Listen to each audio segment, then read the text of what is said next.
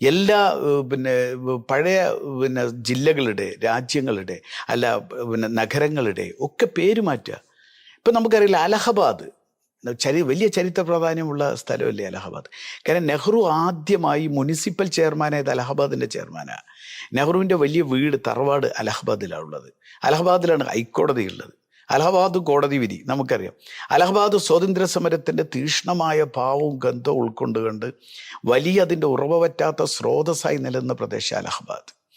ആ അലഹബാദ് ഇന്നില്ല. അലഹബാദിൻ്റെ പേര് മാറ്റി പ്രയാഗ്രാജ്. ഫൈസാബാദ് ഇന്നില്ല. ഫൈസാബാദിൻ്റെ പേര് അയോധ്യ. മീററ്റ് എന്ന് പറയുന്ന ഉത്തർപ്രദേശിൻ്റെ ജില്ല ഏറ്റവും രക്തസാക്ഷികളുണ്ടായ സ്വാതന്ത്ര്യ സമര പോരാട്ടത്തിൽ, ആ ജില്ലയുടെ പേര് മാറ്റാൻ യോഗി ആദിത്യനാഥ് BJP നിർദ്ദേശിച്ച പേരെന്താണെന്നറിയോ? പണ്ഡിറ്റ് നാഥുറാം ഗോഡ്സെ നഗർ.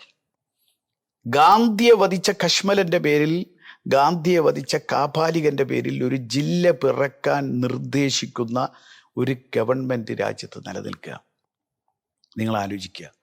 മാത്രമല്ല, ഇപ്പം നമുക്കറിയാലോ, ഇപ്പോൾ 12ാം ക്ലാസ്സിൻ്റെ പാഠപുസ്തകത്തിൽ ഗാന്ധി വധത്തിൽ നിന്ന് ഗോഡ്സെയുടെ RSS ഗോഡ്സെയുടെ സംഘപരിവാർ ബന്ധങ്ങൾ ഇത് മുഴുവൻ അടർത്തി മാറ്റി. ഇപ്പം ഏതോ ഒരു ഗോഡ്സെ, ഏതോ ഗാന്ധിയെ, ശാസ്ത്രത്തെ പോലും ഇല്ലാതെയൊക്കെ പരിണാമം, ഡാർവിൻ്റെ പരിണാമ സിദ്ധാന്തം എടുത്തു മാറ്റി. പാരമ്പര്യം പഠിപ്പിച്ച്, പാരമ്പര്യവും പരിണാമവും എന്നാണ് ആ പാഠഭാഗത്തിൻ്റെ പേര്. അതിൽ നിന്ന് പരിണാമം എടുത്തു മാറ്റുക.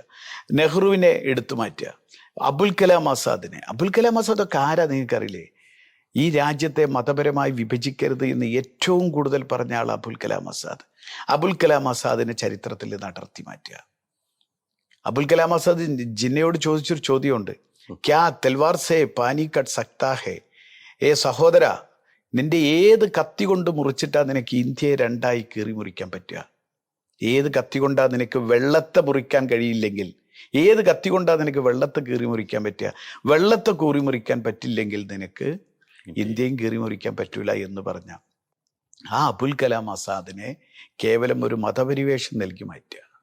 നിങ്ങൾ ആലോചിക്കുക, എങ്ങോട്ടാണ് നമ്മളെ രാജ്യം പോകുന്നത്? അല്ല, ഇത് ഇപ്പം അപ്പം ഞാൻ പറഞ്ഞത് എന്താന്ന് വെച്ചാൽ, ഇങ്ങനെ നാട് നീങ്ങുമ്പോൾ സ്വാഭാവികമായും ഇപ്പുറത്തുള്ളവർക്ക് ഒരുമിച്ച് നിൽക്കേണ്ട ഒരു സാഹചര്യം ഉണ്ടാവുമെന്നത് ഒരു ബൗദ്ധിക നിയമമാണ്.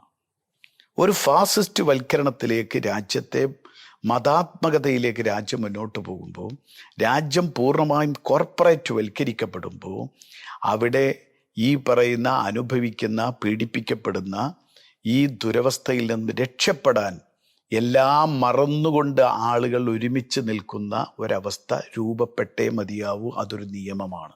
മനസ്സ് വെച്ചാ ചേഞ്ച് ആവാലോ. ഒരു കിച്ചണിൽ വേണ്ട എല്ലാ ലേറ്റസ്റ്റ് അപ്ലയൻസസുകളുടെ വൈഡ് റേഞ്ചും മൈജി ഫ്യൂച്ചർ സ്റ്റോറുകളിൽ മാത്രം. മൈജി ഫ്യൂച്ചർ ചേഞ്ച് ആകും, വേറൊരു റേഞ്ച് ആകൂ. നിങ്ങളുടെ ഡിസൈനർ ഹോം എന്ന സ്വപ്നം യാഥാർത്ഥ്യമാക്കുന്നു. സാൻബിൾഡ് ഡിസൈൻഡ് ബൈ കോൺസെപ്റ്റ്സ്.